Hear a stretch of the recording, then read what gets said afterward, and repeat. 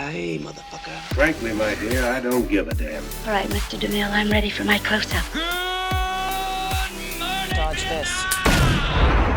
Hello, and welcome to the Holy Moment Podcast, the podcast where we watch movies with you and discuss the moments that work, the moments that don't, and the moments that reflect truth in unexpected ways. Snakes on a Plane, folks. It was such a beautiful, poetic opening. And then boom, snakes on a plane. Slaps you in the face. Snakes on a plane. Yeah. A lot of holy moments in this movie. I'm getting the sense that you might not have liked this movie, Jeffrey. No.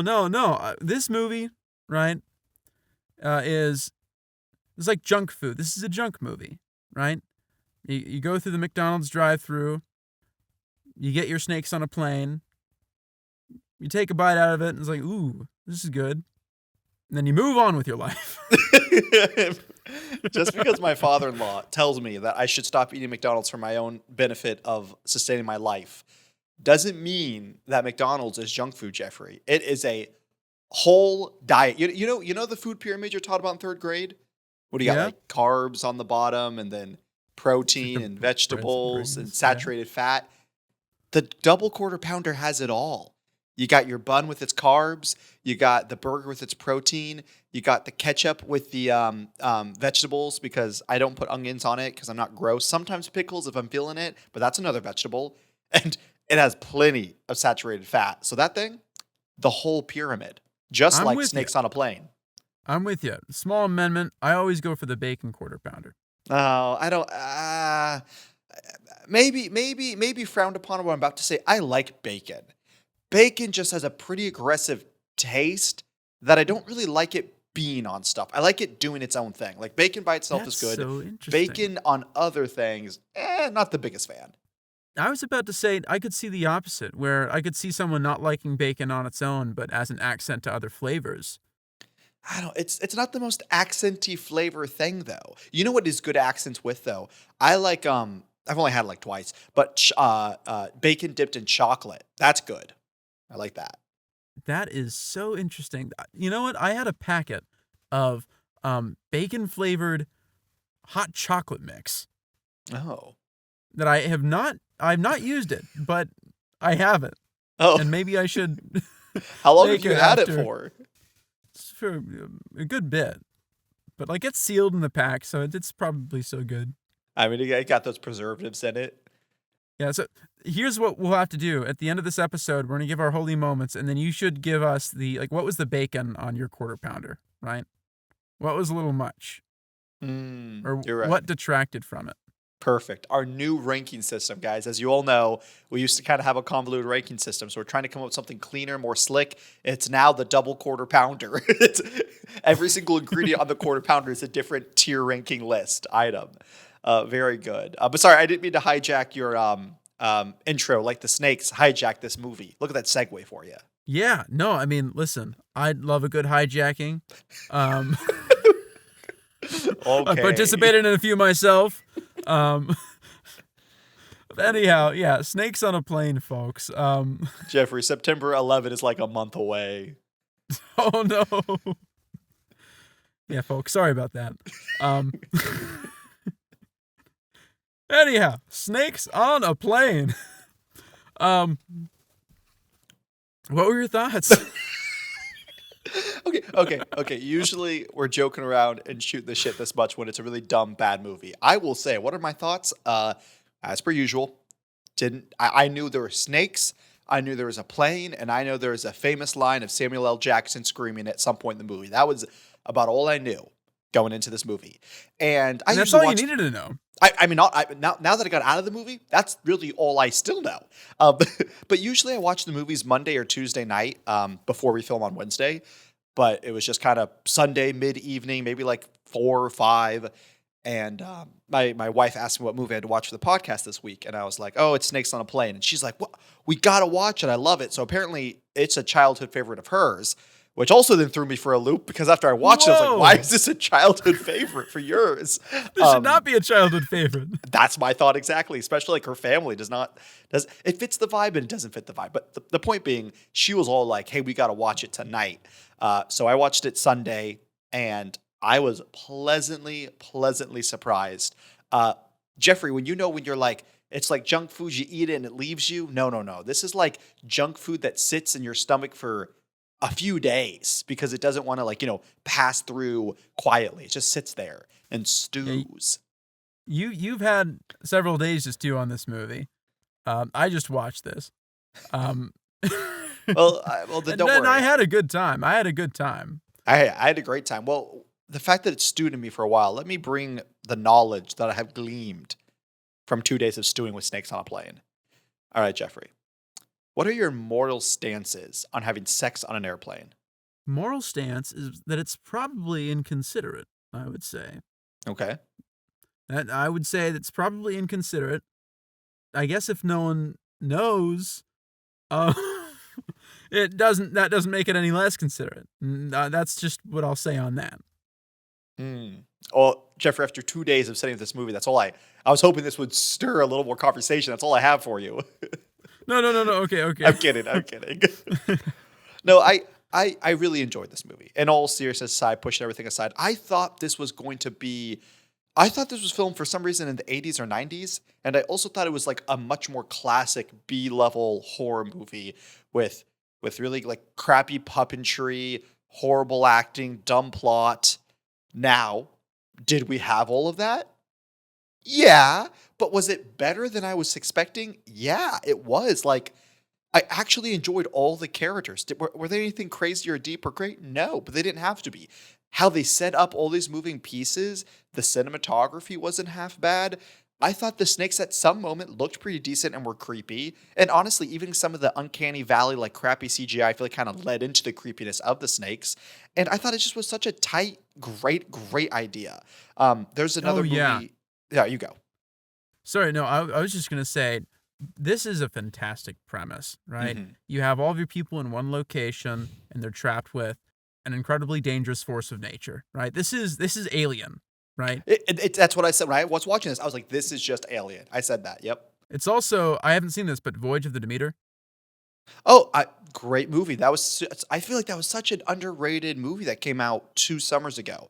I got to go watch it while I was working on a film in Myrtle Beach, and I really enjoyed that movie. Again, I like movies where you're enclosed in one space and it's more of a vibe than horror. Like when you're enclosed in one space and it's like super creepy, demonic, I have a hard time with it. But if it's like pushing the level of horror, but it's more vibes than anything and kind of creepy, I'm a big fan of that.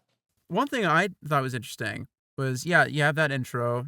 People are surfing. People are having fun at the beach. He's riding on his dirt bike. It sort of lingers. And then you're thinking to yourself, okay, like, when's this going to start?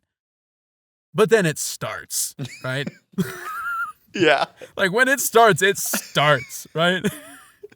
Oh. He gets off his dirt bike. He drinks his Red Bull. Bam, body hanging from a gate. I will say that opening was exactly what I thought the whole movie was going to be like. The opening wasn't good. Didn't look great, was so rushed together, so awkward, really bad acting, all really cheesy.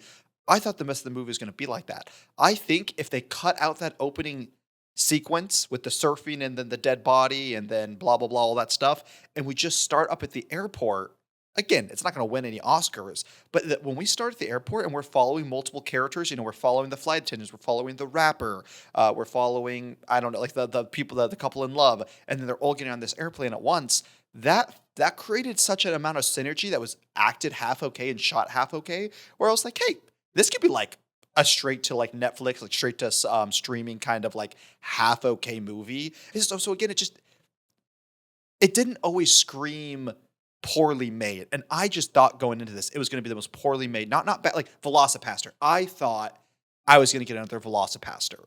Love Velocipaster. The crappy cinematography and acting and editing plays into the hammed up comedy. It's great.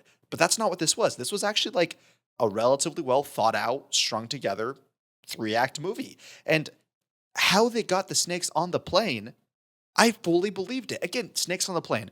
great premise, dumb premise. Like what? Oh no, there's snakes 3,200 Yeah. feet in the air. I was fully there. Not for a minute was I like, now this wouldn't work. I was all in on those snakes being on that plane. Yeah. The criminal mastermind, Eddie Kim, is talking to his goons, and they're discussing the practicality of the plan. He's like, listen, do you think I haven't exhausted every other option? And then I'm like, yeah, I don't think that. I really don't. Well, This movie hasn't done anything to make me think that you've tried anything else. okay, what is the option right? If snakes on a plane is like option Z, what is option Y for Eddie Kim? Option Y, because that's assuming that option Y is still pretty extreme. Yeah, right? 100%. Yep, you've gone through A through what becomes after Z, X, A, beta, X, Y, Z. Yeah, he's gone through A through X. What is option Y? Right before he gets to snakes on a plane. What's just Y? I don't know, maybe releasing the snakes into his apartment. That seems tame. That seems more like option. It does. That seems further. Maybe that's what the goons were doing at the beginning of the movie, where they break in and Samuel Jackson just shows up out of nowhere, and he's like, "If you want to live, listen to me." That's fair. Okay. No. Let's think of something crazier, but not as crazy as snakes on a plane. Not because as this crazy. is option Y. Why? Maybe like 3 snakes in his car. Now that's the name of a porno for sure. Actually, my wife worked on a film set a year and a half ago or so, and they had a scene with a snake in a car. So maybe that was filming the sequel of Snakes on a Plane. They had to have a snake wrangler on set and everything. Crazy. Oh, that's so fun. I love that. Yeah. But all that aside, is this a horror movie? I didn't know if it was labeled as a horror movie going into it. I wasn't expecting how graphic and gory and body horror it is. But like, would you label this as a horror movie? Again, even though going into it, I thought it was going to be more of a like kind of B-level horror. I was surprised with how gruesome it got. Yeah, I would call this a horror. I wouldn't say that it's pure horror, right? I think that there are several genres overlapping, like action, horror, elements of comedy. Yeah, as well. for sure. But I think this is definitely, because I really like the practical effects when we saw them. Right? The CGI was 2006 CGI, but like the snake that was microwaved and just blew up. Yeah. Which I thought was so funny because like he steps on the snake's head to keep it in place while he picks up the tail and then puts it in the microwave. Why not just press a little harder, man? Yeah. It gave us a great moment, but it reminded me of gosh, I don't know, it was like 10 or 12, and a snake, a pretty big snake, like 3.5, 4 foot long snake, got into our house. And my mom hates snakes. So she was in the I was like in the living room, and she was in the back of the house in the laundry room. And she comes screaming into the living room, gets on our dining room table, and stands on it screaming. And then my stepdad went to the back of the laundry room and came out holding the snake by the tail, and then just whipped it and like snapped its neck and like slammed its head into like the floor. Just like crazy story. Wow. No, nothing. I think he was laughing. He's like, "Oh, is this what scared you?" And then just like one fell swoop, just like killed it. Wow. That's what this plane needed. They needed This a carol. They needed Carol. a carol on there just whipping. Instead, they had one Asian who kicked a few snakes. I liked him. I liked the kickboxer. I don't think he got fleshed out all that much, but I mean, there's so many characters. How can you? I thought he was a good red herring. And Jeffrey, I'm going to say something pretty dang controversial. I think I liked a majority of these characters more than the characters in Superman, the movie we reviewed last week. Interesting. Okay. I'm not going to say they had all the depth or they were better actors, but there's just something really fun about giving such a strong archetypal character no motivation, no goals. You just are exactly who you are. You know, you're the horrible businessman that sucks and we know needs to be killed. You're the two horny young couples that are going to have sex and we also know going to die. You're the woman with a baby who might die. So I just love these strong archetypal characters, but Snakes on a Plane made them not, in my opinion, not boring. Again, like they're nothing new. They're not going to make me cry. They're not going to make me feel Yeah. a great amount of emotion, but they're just so fun to watch. And I can't say that about the Superman characters. That's, I like the casting in Superman, but I see where you're coming from. I definitely do. I love the moment where the evil businessman literally killed a dog. I will say, when I saw that dog, I was like, I'm pretty sure I know that someone kills that dog by a big python. I was pretty sure that was going to happen. And then how he died was pretty rough, pretty scary. Pretty much his fault, though. He threw the dog to get away, to run away. And the woman freaks out at him. He's like, what? I'm a human. I should live. It's just a dumb dog.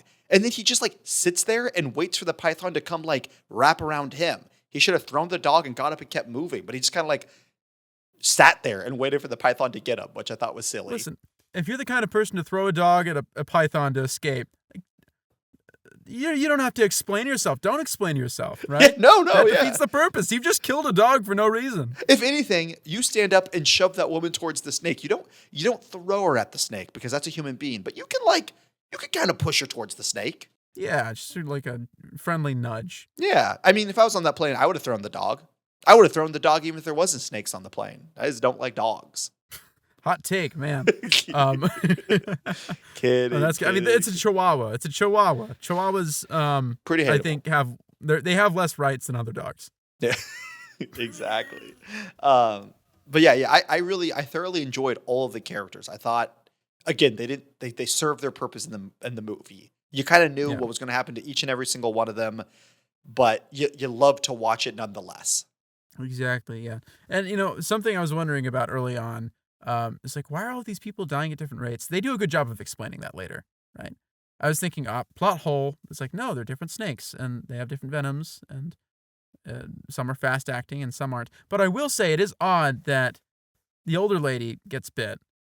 She dies before the young boy. And the young boy, he has a smaller body, right? There's less blood in him to circulate. And Yeah, but we saw the hot Catholic Latino lady suck the poison out of him. And then we saw the creepy black dude go like, that's what I want to happen to me. That was super weird. that was That gross. It scene- was awful. Like to paint a picture of viewers at home, this little kid, little like 8-year-old boy, gets bitten by a snake, and then his arm gets all puffy and big, and they're like, "What are we gonna do?"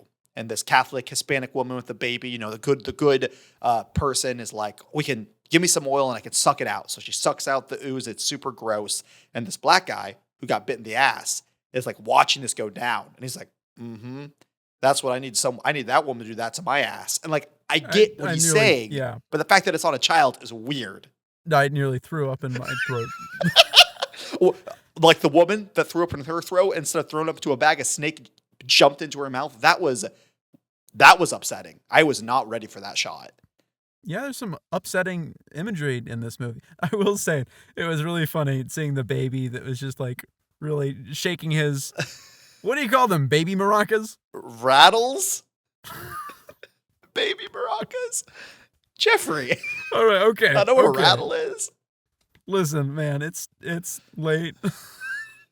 Give me some grace, man. But, Oh, man. but no, it was so funny because that baby had no sense of danger. And he was just smiling. It was Just bouncing. very cute baby. But yeah. Sorry, so I didn't mean to off track you, Mr. Host.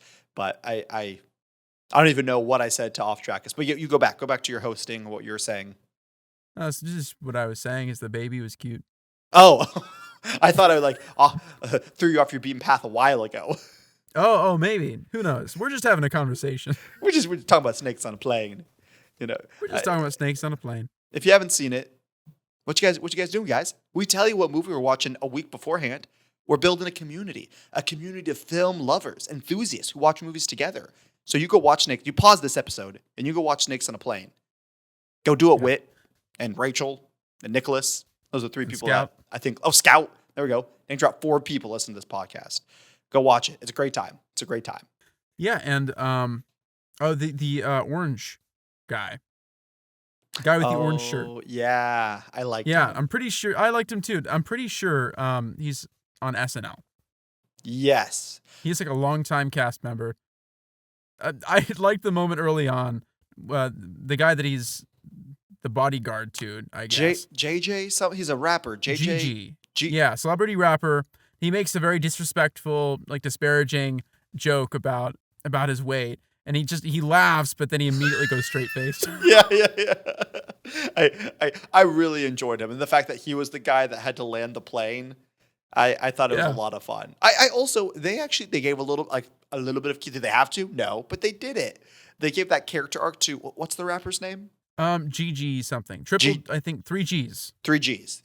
The best rapper name, 3Gs.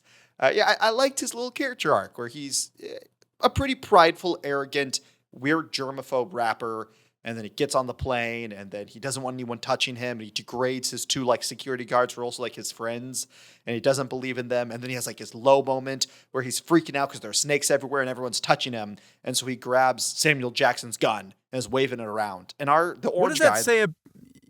Sorry, what does that say about Samuel L. Jackson though? His character, that this celebrity rapper is able to take the gun off of him as easily as he did.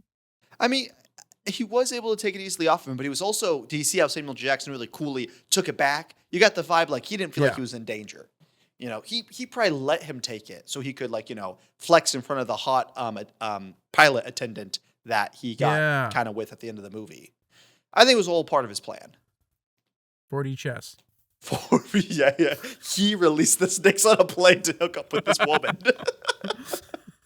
Truly, but that 3Gs, he steals the gun, but then the guy in orange, I don't remember his name, but he's one of the lifeguards or bodyguards through 3Gs, and he had this little moment of what are you doing, man?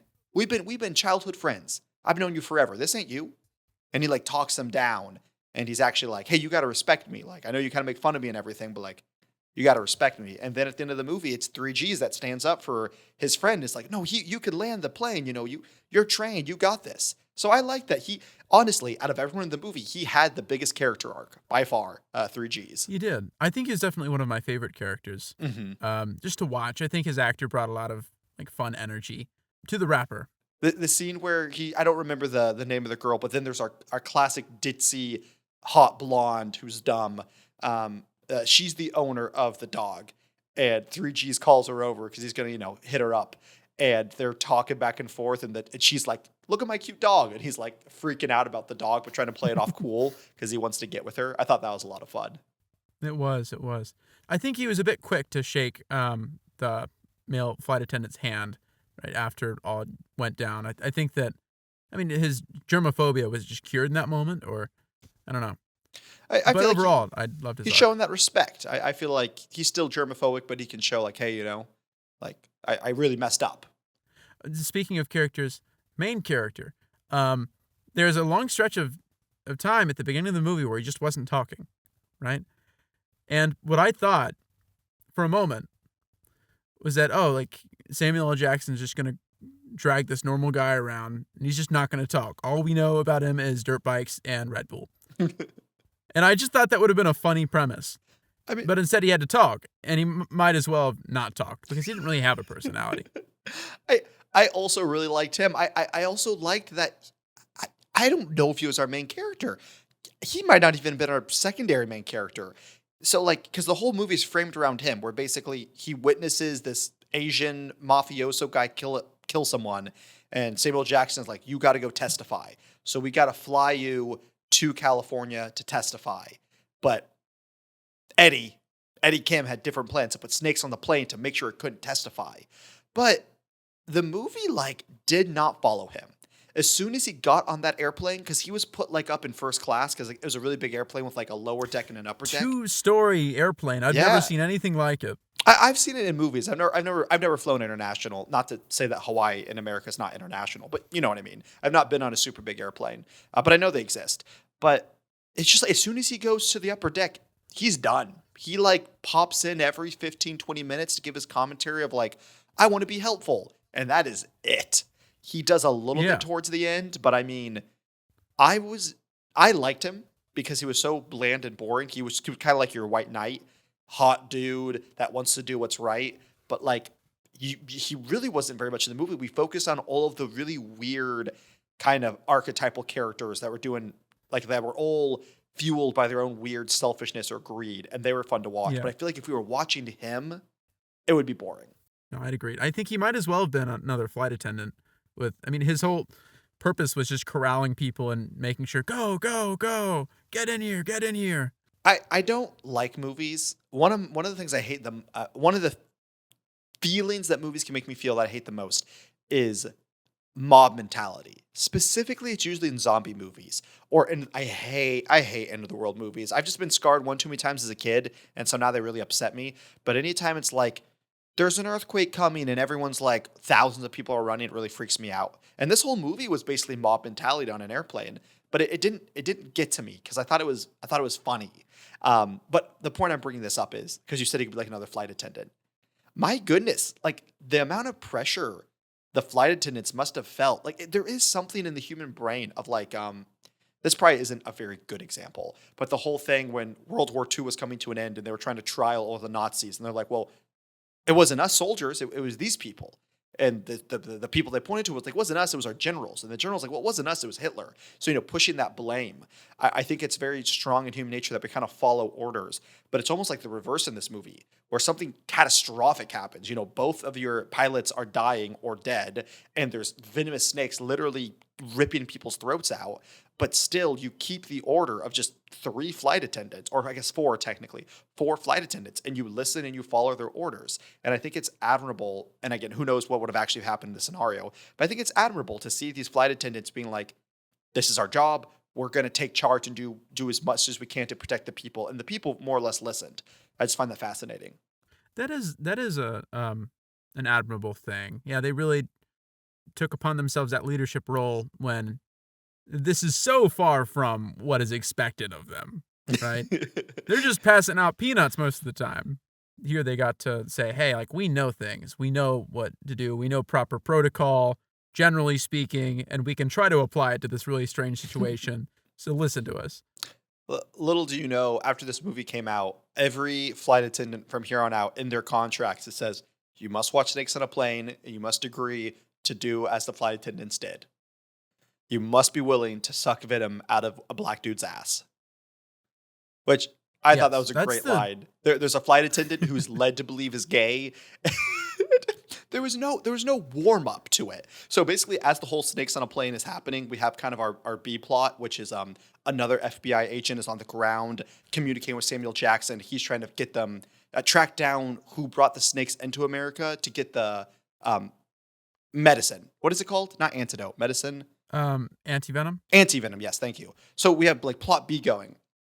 So we cut to plot B, FBI agent dudes tracking some stuff down, doing some cool stuff, and then we hard cut back to the plane. No lead up, no nothing. Just black dude, not the one that lands the plane later on, but the other bodyguard to Gigi. He has his hands up on a wall, pants like down, underwear still on, and the white flight attendant who we think is gay is just getting on his like hands and knees. It's like, I gotta suck the venom out. And the black dude's like, you get away from my ass. And it was funny to begin with, but the fact they just like hard cut into it with no lead up, like we saw the dude get bit earlier, but like we didn't bring a lot of like attention to it.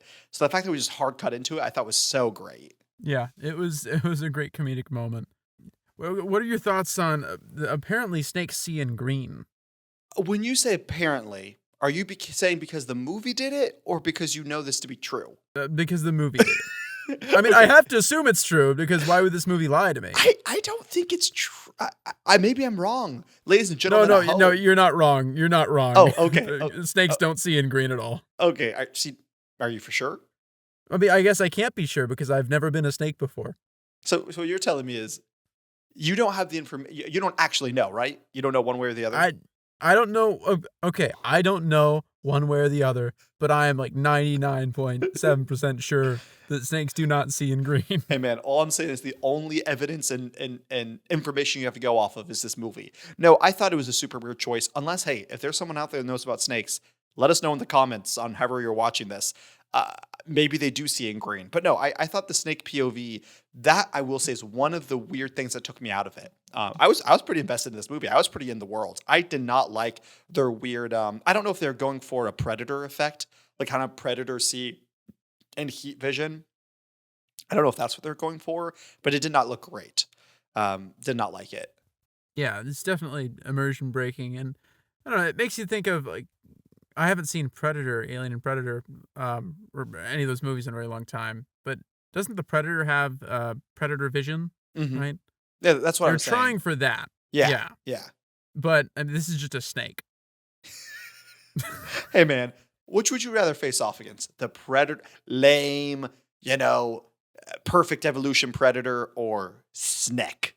Snake on a plane specifically. I mean, Because in Predator, they're in a jungle. They've got places to hide, places where they can run. you Right? saw how big that airplane. There was 2 levels to it. That airplane. The jungle doesn't Yeah. have 2 levels. Snakes aren't that fast, by the way. That's true. They got no feet. How can you be killed by something with no feet?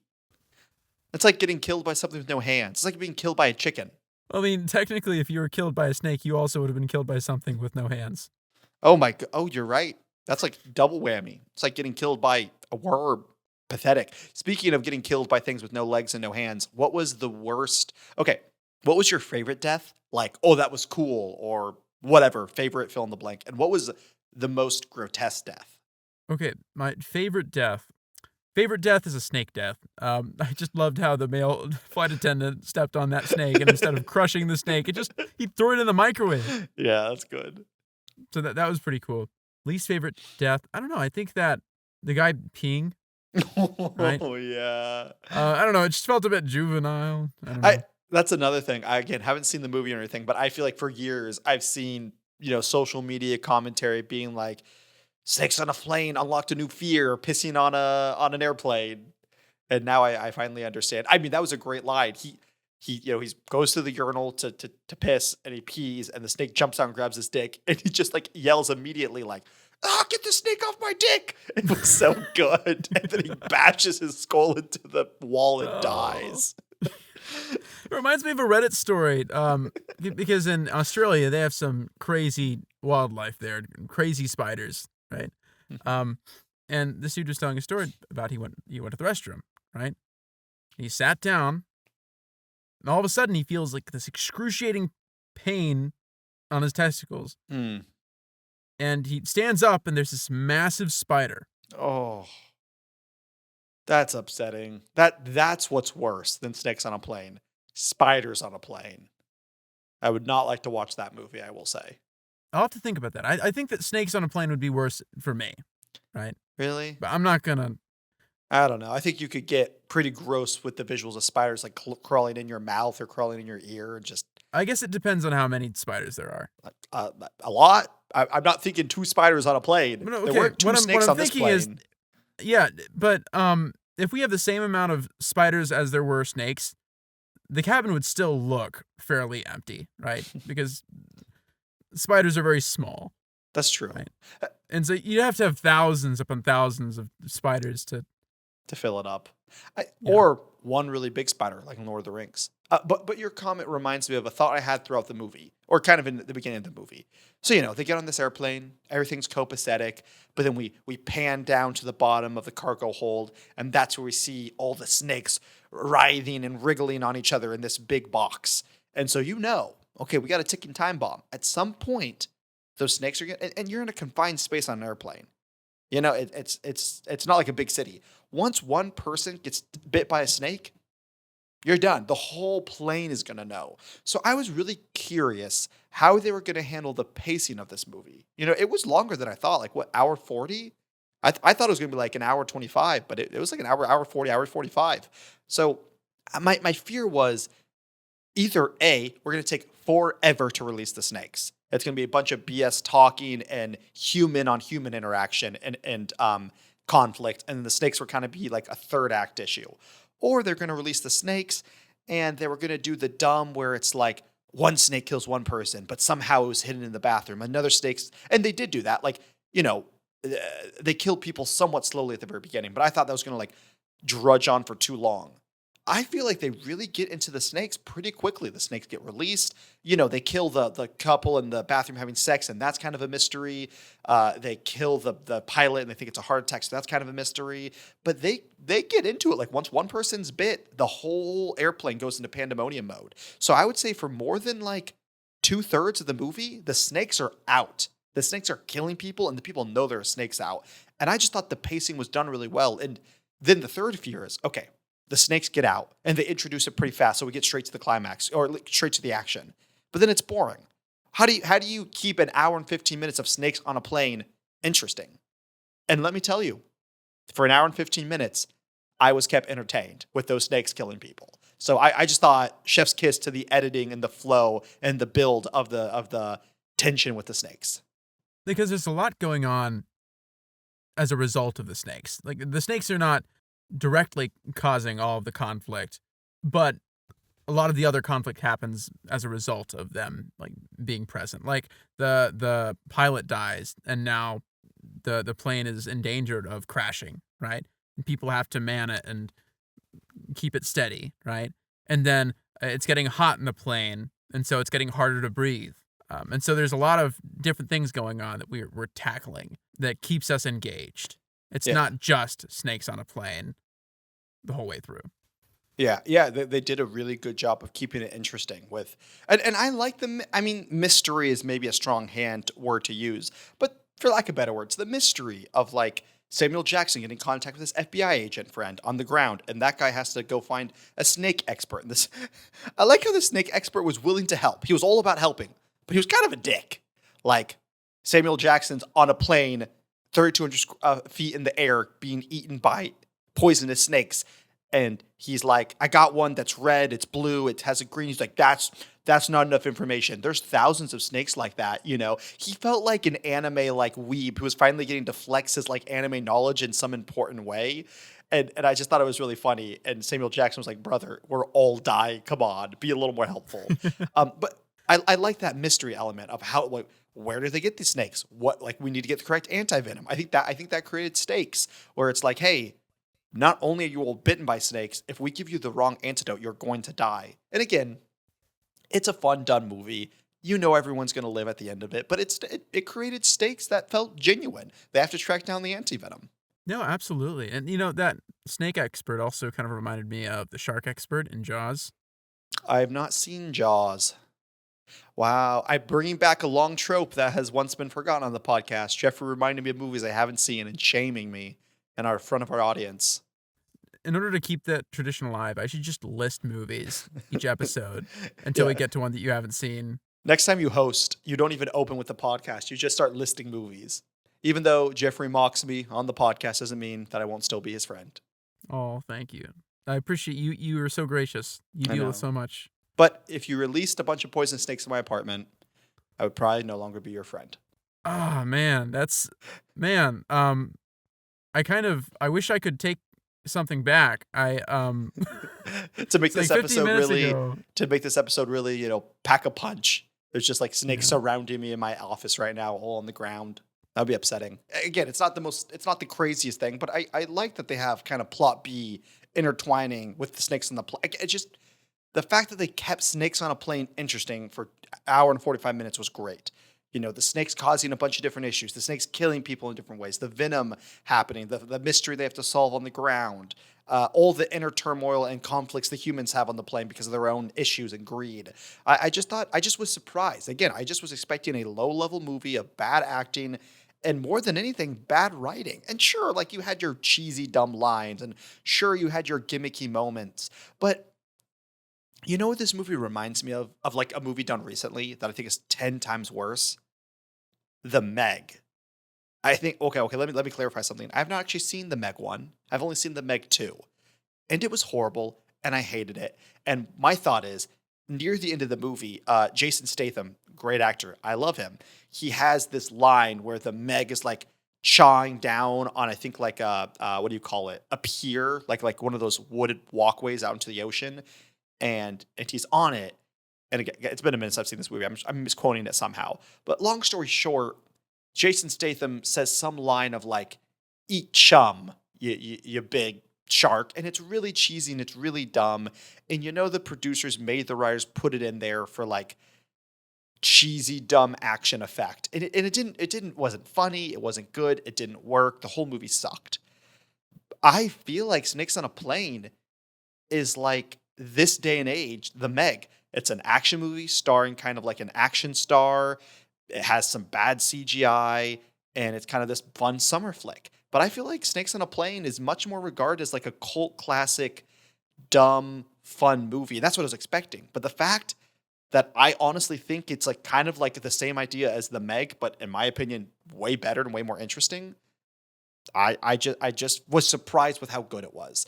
And to connect that final thought was, I feel like Jason Statham's kind of staple line in that movie, like "Eat chum, you shark," is the equivalent of Samuel Jackson's line of "I'm tired of these mother effing snakes on this mother effing plane," and that line is just so much better, so much better. Oh yeah, it's so much more iconic. I heard that Samuel L. Jackson added the F-bombs. That makes sense. Seems very on par for his person, his acting. It really made the moment. I feel like those F-bombs were warranted. Yeah. I Yeah. What about you? I've been kind of raving about how I thought this was going to be kind of a crappy B-level horror movie, kind of like how Velocipaster, I feel like has a cult following. But and then at least in my opinion, I just genuinely thought it was like a solid movie. Surprisingly, like, did you get the same feelings? What were you expecting going into this? No, I think I was expecting exactly what you were expecting, and I did enjoy it. I did enjoy it, and I was reveling in just the sheer stupidity of the concept. Oh well, the concept is actually very interesting, but I feel like it was a bit self-aware at points. I don't know. I just had a fun time. I fully agree. I feel like they treaded the line of, we're self-aware that we're kind of doing a silly dumb movie. We're self-aware that it's a horror movie. We're self-aware that's kind of this action movie with this really big name attached. And I just thought that they rode the lines wonderfully. You know, just enough ham, Yes. just enough silliness sprinkled in, but some actually decent, like, fun acting and some decent writing. Some I good just, effects, some bad effects mixed with some good yeah, effects. almost like done on purpose, or like they know, like, hey, we don't got the money and we're kind of leaning into the hamminess. I Yeah. just really, really enjoyed Snakes on a Plane. I cannot tell you enough. Well, Uh, I'm so glad for that. Speaking of self-awareness, that music video at the end, in the credits. that was pretty great. We were not prepared for that, me and my wife, when it ended, because I guess she hadn't seen it or didn't remember that from her childhood, and we were like, why is this here? And so we Googled it, and it was just promotional work, and I think it showed. I mean, literally what you said, self awareness. They were self aware, kind of the goofy movie they're making. So I think they used this song as promotional work for when the movie came out, and then they put it there at the end. And I just, again, chef's kiss to the immersion and the blending of self aware while still trying to make a good movie and not fully rely on like fourth breaking wall humor. Yeah, no, that song really got a good laugh out of me. Um, maybe even for the entire duration of it. It was just so ridiculous. Maybe No. that's my holy moment. Who knows? Hopefully you know. Hopefully you know your holy moment. Yeah, I know my holy moment. I say, as 30 seconds before we started the episode, I told Jeffrey, I was like, man, I don't really know what my holy moment's going to be. I hope I figure it out as we talk.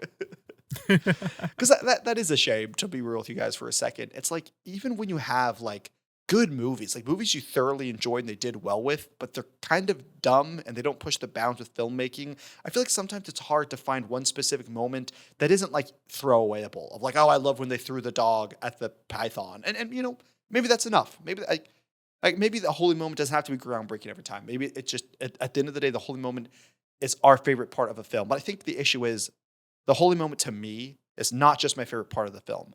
A holy moment is the part of the film that I thought the team, the creative team, the directors, the writers, the producers, everyone on set struck gold. They pushed the movie forward with this one scene, this one moment, this one idea, that there's this one thought, this one shot. They pushed it. They pushed it forward into something great for that movie. And so that's why it's hard for me just to be like, oh, it's the funny moment of the dog being eaten. Because to me, that's not pushing the bounds of what this movie in its context could be. And so that's why I struggle with these types of movies finding holy moments, even though I really, really enjoyed the movie. Yeah. You know, I think sometimes that's how I view the holy moment. And other times, I think the overarching feeling is uh, finding profundity in mundanity.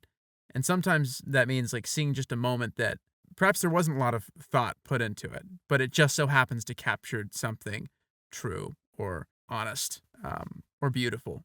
That is a good point. The profundity and the mundanity. Not everything has to be groundbreaking. Well, even though profundity kind of. Anyways, the point is the holy moment is a spectrum of moments, going from Exactly. the amazing, the groundbreaking to the silly moments like dogs being eaten by pythons. Speaking of, I felt like, well, as much as I like this movie, it does have issues, and I feel like the python was I'm going to mispronounce it. Was it Chekhov's smoking gun? You're familiar with the term? Yeah. I felt like it was one of those moments, the Chekhov smoking gun, where you introduce this concept, this item, this theme, this idea, and then the audience knows, okay, this is important. We have to return to this. That Python, for all intents and purposes, that should have been the big final climax of the movie. First off, it's a python with spiked, jagged teeth. That was horrifying. Oh, Jeffrey, you got to settle an argument with me. So the Sunday night after watching the movie, my wife and I were talking. And I think I was just mentioning the python. I was like, oh, that was so upsetting. And she was like, no. She asked this. She was like, would you rather a snake with fangs or with teeth? And I was like, well, fangs. One, they already exist, so I know what they're like. And two, like the python was literally just a mouthful of thousands of fangs. So what's worse? And she's like, no, not like the python, like human teeth and a snake's mouth. And I said, that's the most upsetting thing I've ever heard in my entire life. I would much rather be bitten by fangs than a snake come up and munch me with human teeth. And so, okay, you want me to settle an argument? Does that mean she would prefer being munched on by like a human teeth snake? Yeah, and I would much rather take fangs, like let's say no poison in either scenario. I think I would prefer being bit by a snake with human teeth. That's scary. And here's man. why, right? That's scary.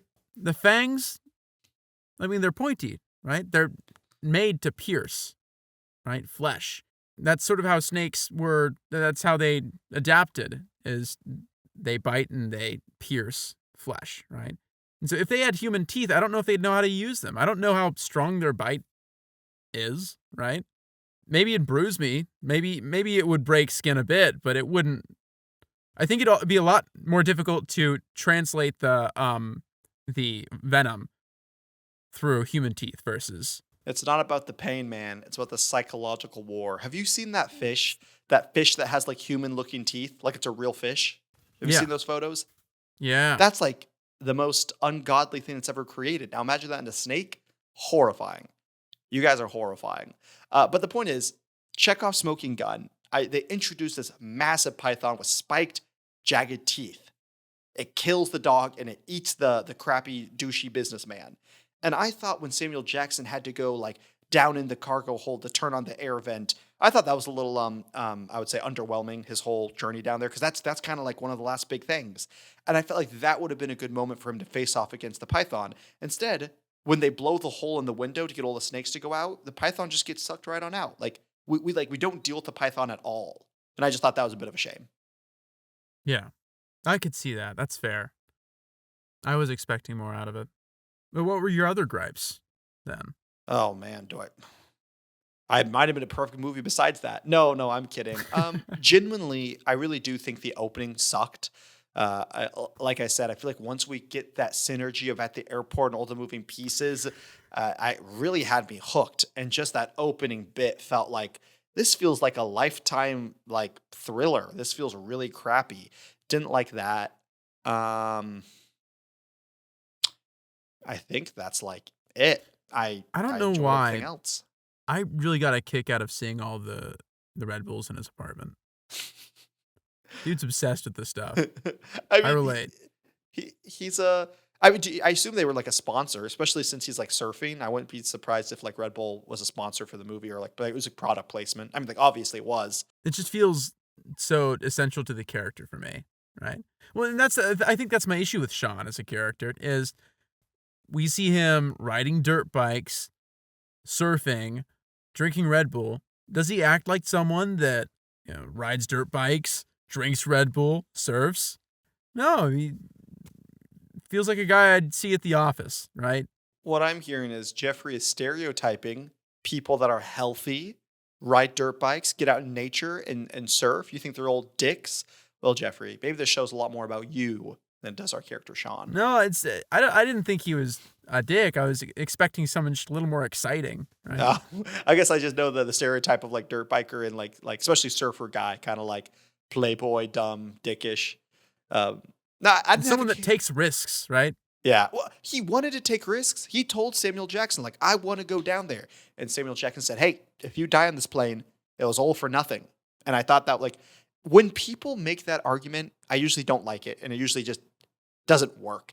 But I will say, when Samuel Jackson said that in the movie, I was like, he's kind of right. If you die, everyone on this plane really did die for nothing. And that actually worked for me. I love their ongoing conversation of, remember what I said? Remember what I said? And then at the end, remember what you said? That cut. Stick with me. Yeah, that cut to him surfing at the end was great. I love because basically they land on the tarmac, they all get out, they're all safe, and then the final shot is like Samuel Jackson and Sean standing next to each other. Sean looks at him. Oh, you go. Yeah. Sean's like, do you remember the first thing that you said to me? And Samuel L. Jackson's like, what the heck does that have to do with anything? And he's like, stick with me and you will live. And then cuts to the surfing. I loved it because they cut in on this pretty close shot of their two faces, and we still think they're at the tarmac. And Sean's like, what Jeffrey just said, like, what did I say when you first met me? And Samuel Jackson's confused. It's like, how does that apply to right now? And we, the audience, are also thinking like, they just got off the airplane. Like, what? I don't understand. And then they cut out, and we see they're surfing. Because earlier in the movie, Samuel Jackson mentioned he tried to surf, but he wasn't good at it. And then it clicks like, oh, he's talking about, follow me on the surfboard and you'll live. And I thought it was great. I thought, like, is it cheesy? Is it silly and a little dumb? Yes. But is it a little bit clever and actually works and makes sense and is a smart callback to an earlier line in the movie? Yes. And I just think that's like, again, they knew their audience, they knew their tone, and they did smart things within their audience and their tone. And I just thought that's great. That's beautiful. Yeah. And how I read it too is it's not so much like stick by me and you will live in a physical sense. It's more, I'm going to teach you how to live life, right? Because he's a surfer. See, Sean, I want to call him Kyle. Sean knows how to live life. He knows how to take risks. Not Red Bull risks though. That's true. If he had taken Red Bull risks, then he wouldn't have like said, I want to help these people. He just would have gone. That's true. That's what I was expecting more. Have you ever been in an airplane full of snakes and then a hole is ripped into the side of the airplane? Sounds like a pretty big risk to me. Give me a Red Bull and see what I do. I'm actually scared to give Jeffrey a Red Bull. I don't know what's going to happen. I feel like I'm going to black out and wake up, and there's just going to be like a bunch of like pregnant horses around me. Listen, I've never impregnated a horse. Don't put that on me, Nathanael. You've never had Red Bull. So I have had Red Bull. I enjoy it. First time I ever had a Monster was right before my driving exam. And I failed. It's a little too jittery, but I loved it. I fell in love that day. Oh with no. Energy drinks. I do not I hate energy drinks. I'm not the healthiest eater, but energy drinks are one of those things that I'm like, this will kill you. I do not partake. Yeah, I mean, plus, I don't like want to get a horse pregnant. So, Yeah. It's always a danger when you drink Monster. Yeah. Or Red Bull. I believe so. Anyhow, I guess we can talk about our holy moments. I don't know if you can anyhow out of that moment, Jeffrey. Okay, nothing to see here, folks. Let's move on. Haha, this is a very funny joke. You might sneak into my apartment and plant poisonous snakes. I'm going to sneak into your apartment and plant pregnant horses. That would be so funny. I would love that. Exactly. You're just confirming the stereotype. No. Anyhow. Very good. Very good. I guess holy moments. Oh, man. Yeah. I think for my holy moment, it really is what I said there at the end, I feel like is true for me. Great filmmaking isn't about, having the most beautiful cinematography. It's not always about having the most awesome idea and pushing the bounds with their acting. I think all those things are great, and they do make for great movies. But at the end of the day, I think movies and films always start with the story. And the fact that these writers and directors and actors knew their audience, they knew kind of the genre they're in, they knew their tone, and they stuck within it, but they did it smart and clever, which is redundant.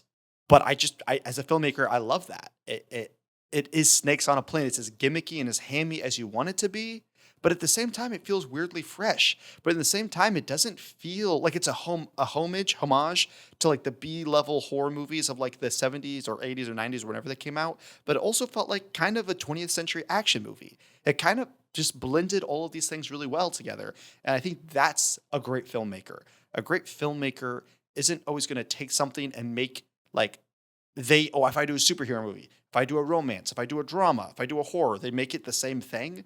They know their audience, they know the genre, and they play to the clever ideas within that audience and genre. And I feel like Snakes on a Plane did it excellently. Is it the best movie I've ever seen? No. Best acting? No. Best cinematography? Absolutely not. But did I have an amazing time, thoroughly enjoy myself, and love every minute of it? Yes.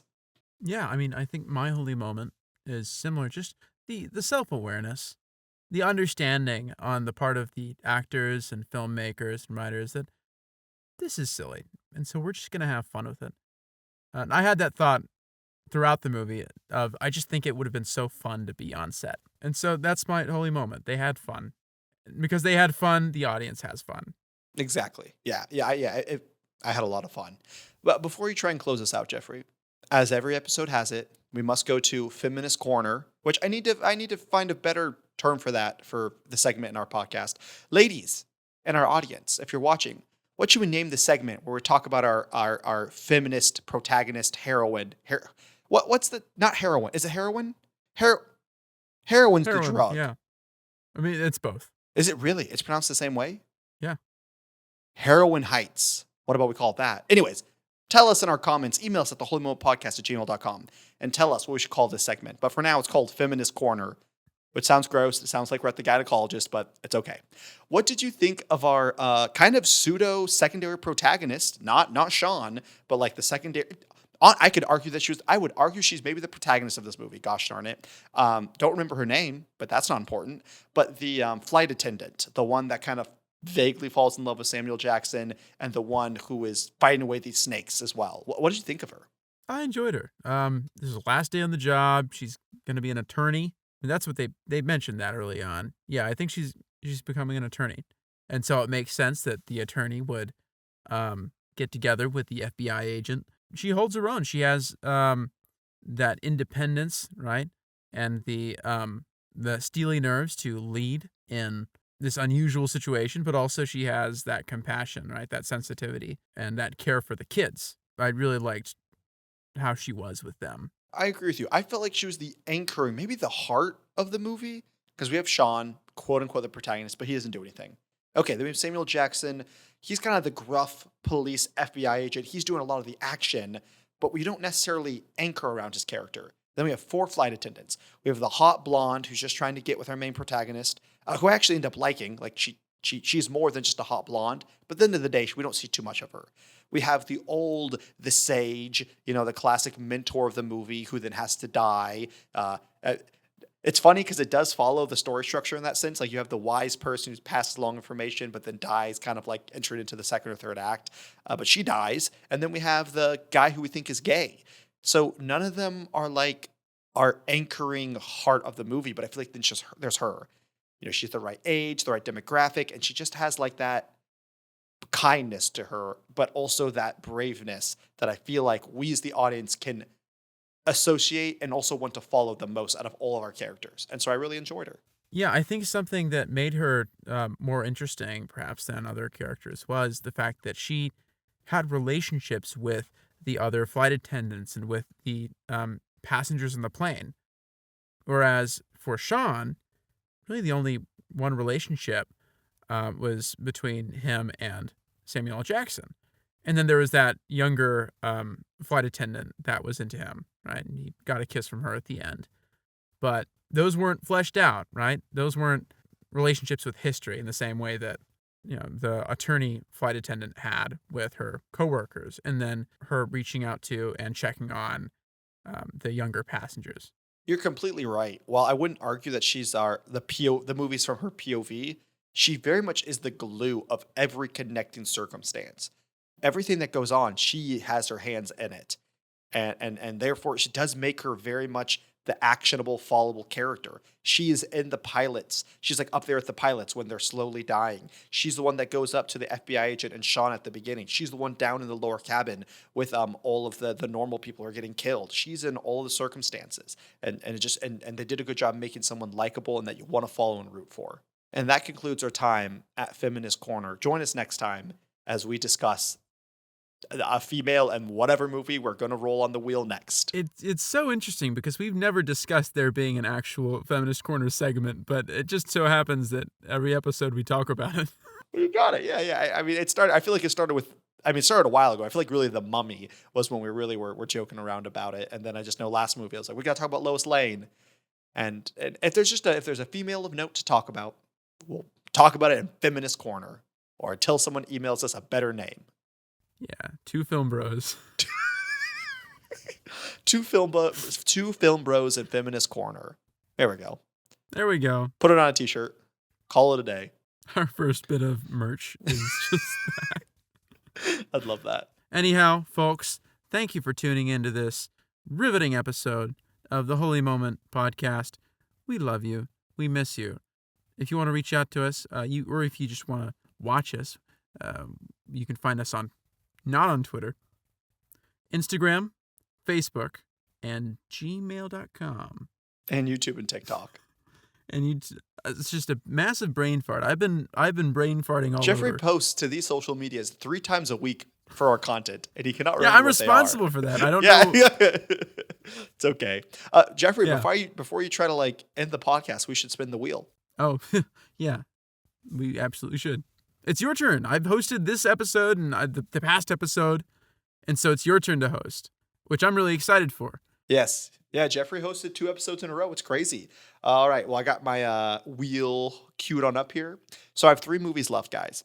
I have The Iron Claw for Dealer's Choice. So that's the movie that I wanted to watch this season. I have Come and See for foreign film. It's going to be a really sad, war-torn movie. And I have Vegas Pick, which is Drunk Punch Love. I'm good for any of them. If I had to pick, I would do Vegas Pick. We haven't really watched a romance in a while, and I feel like I think that's kind of a romance-ish movie. So that's my pick, but here we go. I'm spinning the wheel, and let's see. Jeffrey, what do you want? Iron Claw. Well, Jeffrey is in luck because it is, in fact, the Iron Claw next week. Sweet. My ranking was Iron Claw, Punch Drunk Love, and then the other one. We're really going to, I bet you will be like the last movie we review, Come and See. And I think it's going to be a rough movie. But I also know, I think it is like one of the most critically acclaimed movies ever made. So it'll be a good time. Well, hey guys, join us next Wednesday on the Holy Moment podcast, where we discuss The Iron Claw. I'm really excited about that movie. It's a movie that and The Holdovers. I think it came out last Christmas and I really wanted to see it. Never got around to it. I've heard great things. I very much look forward to it. But until then, Jeffrey, do your thing. Yeah. Instagram, TikTok, YouTube, Facebook, the Holy Moment Podcast at gmail.com. Send us things or we will kill you.